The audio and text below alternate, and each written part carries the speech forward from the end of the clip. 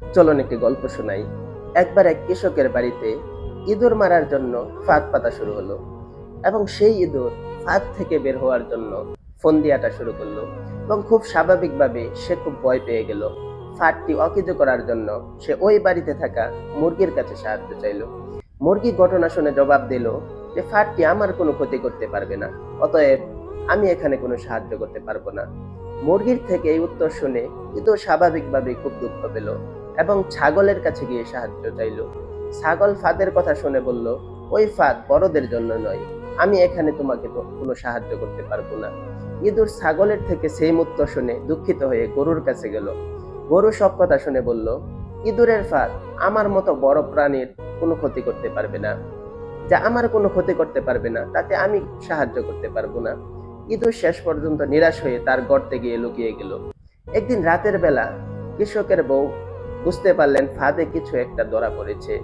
অন্ধকারে ফাঁদের কাছে হাত দিতেই উনি হাতে কামড় খেলেন এবং দেখলেন ফাঁদে ইঁদুরের বদলে সাপ ধরা পড়েছে। তার চিৎকারে কৃষকের ঘুম ভাঙলো। তাড়াতাড়ি ডাক্তার ডাকা হলো। চিকিৎসক আসলো, কিন্তু অবস্থা মোটেই ভালো নয়।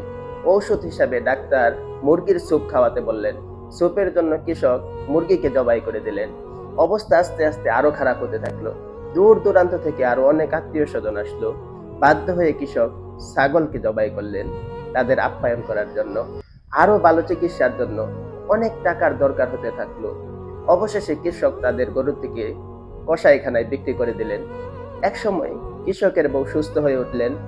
আর এই সমস্ত ঘটনা ইঁদুরটার ছোট্ট ঘর থেকে পর্যবেক্ষণ করতে থাকলো। এখন এই পুরো গল্প থেকে আমরা যেই জিনিসটি শিক্ষা পাই, কেউ বিপদে সাহায্য চাইলে তাকে সাহায্য করা উচিত। সেই বিপদ আপনাকে স্পর্শ করার মতো হোক বা না হোক, বিপদগ্রস্তকে সাহায্য করা মানুষের নৈতিক দায়িত্ব। আপনি যদি আজকে মনে করেন এই ছোট বিপদটি আমাকে কখনো ধরতে পারবে না, এই বিপদটি আমার উপর কখনো আসবে না, তাহলে দেখবেন কোনো না কোনো ভাবে আপনার উপর সেই বিপদটি আসতে পারে। কাউকে কষ্ট দিলে, কারো ক্ষতির চিন্তা করলে দিন শেষে সেই ক্ষতিটা আপনার উপরও আসতে পারে।